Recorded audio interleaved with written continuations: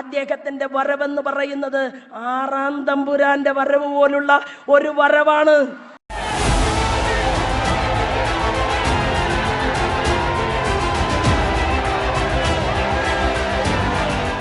കേരളത്തിലെ എൻ്റെ അമ്മമാരെ, സഹോദരിമാരെ, स्त्री शक्ति मुझे आशीर्वाद देने आई है.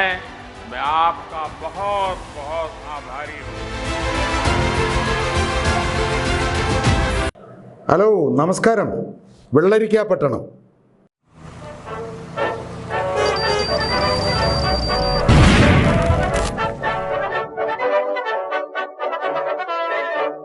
ഇന്നലെ നമ്മുടെ ആരാധ്യനായ പ്രധാനമന്ത്രി മോദിജി തൃശ്ശൂരിലെത്തി. അതിന് മുന്നോടിയായിട്ട് അദ്ദേഹത്തെ സ്വാഗതമരളിക്കൊണ്ട് കുറേയധികം ഫ്ലെക്സ് ബോർഡുകൾ വച്ചിരുന്നു. 2 ദിവസത്തിന് മുമ്പ് ആരോ ഒരാൾ അതിനെ പൊക്കിയെടുത്ത് മാറ്റി. അതിൻ്റെ പിന്നിൽ ഒരാൾ പ്രവർത്തിച്ചു. ആരാണെന്ന് വെച്ചാൽ അയാളുടെ പേര് പറഞ്ഞു കഴിഞ്ഞാൽ ഞാനും ഞെട്ടും നിങ്ങളും ഞെട്ടും. ഇത് എവിടെ നിന്നാണ് ഈ അറിവ് കിട്ടിയതെന്ന് ചോദിച്ചു കഴിഞ്ഞാൽ വിശ്വസ്ത കേന്ദ്രത്തിൽ നിന്നാണ്. സാധാരണ ഒരാൾ പറഞ്ഞാൽ നമ്മളാരും വിശ്വസിക്കില്ല. പറഞ്ഞത് വേറെ ആരുമല്ല, ശോഭാ സുരേന്ദ്രൻ. മുഖ്യമന്ത്രി പിണറായി വിജയൻ അറിയാതെ ആ ഫ്ലെക്സ് ബോർഡുകൾ ഊരിക്കൊണ്ടു പോകാനുള്ള ധൈര്യം ഏതെങ്കിലും ഒരു സാധാരണ കോർപ്പറേഷനിലകത്തെ തൊഴിലാളിക്കുണ്ടാകുമോ? അങ്ങനെ ഉണ്ടാവോ? തെറ്റിദ്ധാരണയായിരിക്കും. ഞങ്ങൾക്കറിയാം, മിസ്റ്റർ പിണറായി വിജയൻ, നിങ്ങളാണ് ഈ തൃശ്ശൂരിലെ അധികാരികൾക്ക് ഫോൺ ചെയ്തത്. അങ്ങനെ ആണെങ്കിൽ തന്നെ അതിനുള്ള കാരണം എന്തായിരിക്കും?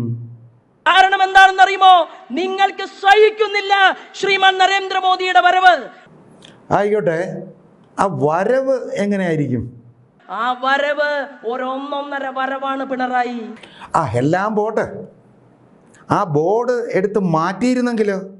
ഞാൻ ഉൾപ്പെടെയുള്ള എൻ്റെ അമ്മമാരുടെ, കേരളത്തിലെ ജനാധിപത്യ വിശ്വാസികളുടെ ഹൃദയത്തിൽ വെച്ച നരേന്ദ്രമോദിയെ മാറ്റാൻ പിണറായി വിജയനല്ല, ആര് വിചാരിച്ചാലും നടക്കില്ല എന്ന് പ്രഖ്യാപിച്ചുകൊണ്ടാണ് ഈ അമ്മമാരുടെ ജനക്കൂട്ടം. നമ്മുടെ ഈ സുരേഷ് ഗോപിയെ കുറിച്ചുള്ള അഭിപ്രായം എന്താണ്? ശ്രീമാൻ സുരേഷ് ഗോപി എന്ന് പറയുന്ന ഞങ്ങളുടെ സഹോദരൻ, നിങ്ങളുടെ മകൻ, നിങ്ങളുടെ അനുജൻ, നിങ്ങളുടെ കുട്ടികളുടെ അച്ഛനായി വർത്തിക്കാൻ കെൽപ്പുള്ള മനുഷ്യൻ. അയ്യോ, ഈ അച്ഛനായിട്ടൊക്കെ കാണണമെന്ന് പറഞ്ഞാല് അദ്ദേഹത്തെ തൃശ്ശൂരിലെ ജനങ്ങൾക്ക് ഇഷ്ടമാണ് പിണറായി. വളരെ പ്രയാസപ്പെട്ട് മഹിളാ കോൺഗ്രസിൻ്റെ ഒരു സഹോദരി, സത്യം പറഞ്ഞ അവർ കരഞ്ഞില്ലെന്നേ ഉള്ളൂ. നമുക്ക് എല്ലാവർക്കും അറിയാവുന്ന പോലെ 100 ദിവസം കഴിഞ്ഞു കഴിഞ്ഞാൽ 2024 പാർലമെന്റ് ഇലക്ഷൻ നടക്കുകയാണ്. ഭാവം വലിയ പ്രയാസത്തിലാണ്, വലിയ പ്രയാസം. ആ പാർലമെന്റ് ഇലക്ഷന് മുന്നോടിയായിട്ടുള്ള ഒരു തെരഞ്ഞെടുപ്പിന്റെ പ്രചരണം മാത്രമായിട്ടാണ് ഞങ്ങൾക്ക് ഇതിനെ കാണാൻ സാധിക്കുള്ളൂ. അങ്ങനെയാണല്ലേ? അങ്ങനെ കണ്ടാ മതി. മണിപ്പൂരിൽ 5 പേര് വെടി ഉതിർത്ത് മരിക്കേണ്ടി വന്ന ഒരു സാഹചര്യമാണ് നമുക്ക് മനസ്സിലായത്. എങ്ങനെ മണിപ്പൂരിൽ 5 പേര് വെടി ഉതിർത്ത് മരിക്കേണ്ടി വന്ന ഒരു സാഹചര്യമാണ് നമുക്ക് മനസ്സിലായത്. സാധാരണ വെടിയേറ്റാണ് എല്ലാവരും മരിക്കുന്നത്. ഇത് വെടി ഉതിർത്ത് മരിക്കുക എന്ന് പറഞ്ഞാൽ അത് ആദ്യത്തെ സംഭവമാണ്. അല്ല സഹോദരി, തൃശ്ശൂർ എന്താണ് പരിപാടി? ഞാനൊരു പഞ്ചായത്ത് മെമ്പറാണ്, ഒരു 3 ടൈമായിട്ട് പഞ്ചായത്ത് മെമ്പറാണ്. അത് ശരി. അപ്പൊ ഈ പിണറായിയെ കുറിച്ച് എന്താണ് അഭിപ്രായം? എല്ലാവരെയും ആദരിക്കുന്നു. അത് ന്യായം. ആദരവ് അങ്ങയുടെ ഒരു പ്രത്യേകതയാണ്. ഇതേപോലെ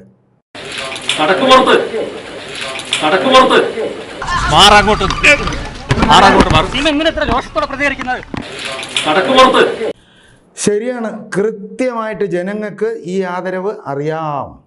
പക്ഷെ കൃത്യമായിട്ട് ഈ കേരളത്തിലെ ജനങ്ങൾക്ക് അറിയാം. കേരളത്തിലല്ല, ഇന്ത്യയിൽ തന്നെ ആദ്യത്തെ ഒരു പള്ളിയുടെ കാര്യം പറഞ്ഞല്ലോ. നമ്മുടെ ഏറ്റവും വലിയ കേരളത്തിലെ തന്നെ, ഇന്ത്യയിലെ തന്നെ ആദ്യത്തെ പള്ളിയായിട്ടുള്ള കൊടുങ്ങല്ലൂർ അമ്മയുടെ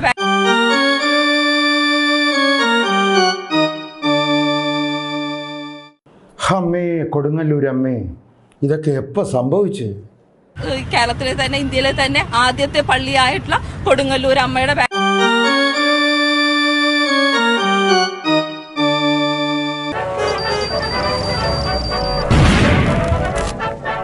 നമ്മുടെ മുരളിയണ്ണൻ വരണുണ്ട്. മുരളിയണ്ണൻ എന്തോ നമ്മളെടുത്ത് പറയാനുണ്ട്, നമുക്ക് കേൾക്കാം. എത്ര നടന്മാരെ അണിനിരത്തിയാലും എത്ര ക്രിക്കറ്റ് താരങ്ങൾ അണിനിരത്തിയാലും, എത്ര ഗായകരെ അണിനിരത്തിയാലും, എത്ര ബിസിനസ്സുകാരെ അണിനിരത്തിയാലും കേരളത്തിൽ BJP പച്ച തൊടാൻ പോകുന്നില്ല. ഇപ്പം കൂടെ നിൽക്കണില്ലേ പച്ച? അതെങ്കിലും നിങ്ങളെ വിട്ടിട്ട് പോകാതെ അടക്കി കൂട്ടിയിട്ട് പിടിച്ചോളണം. നമ്മളെ തൃശ്ശൂർ ആരോ പൊക്കിയെടുത്തോണ്ട് പോകണമെന്ന് കേട്ടു. അതൊക്കെ ഓരോരുത്തർ എടുത്തുകൊണ്ട് പോയാൽ നമുക്ക് അതിൽ തൃശ്ശൂരൊക്കെ നാളെ പോകണമെന്നുണ്ടെങ്കിൽ ആരെങ്കിലും പൊക്കി കൊണ്ടുപോയാൽ നമ്മളെങ്ങനെ തൃശ്ശൂർ പോവാം? ഈ സ്വർണവും വെള്ളിയും തമ്മിലുള്ള ഒരു അന്തർധാര അതെങ്ങനെയാണ്? സ്വർണവും വെള്ളിയൊക്കെ ഓർമ്മിപ്പിക്കുന്നുണ്ട്. അപ്പോൾ ഇത് തമ്മിലൊരു അന്തർധാര, അതായത് വല്ലാതെ കളിക്കേണ്ട, സ്വർണം കയ്യിലുണ്ട് എന്നാണ് മോഡി പറയുന്നത്. അപ്പോൾ ഈ ലോക്സഭാ തിരഞ്ഞെടുപ്പൊക്കെ വരെയാണ്. അപ്പോൾ ഈ മത്സരത്തിനെ കുറിച്ച് അല്ലാതെ എൻ്റെ താല്പര്യം മത്സരരംഗത്തൊക്കെ ഒന്ന് മാറണം എന്നാണ്. ദോഷം പറയരുതല്ല, നാട്ടുകാരുടെയും ആഗ്രഹം അത് തന്നെയാണ്.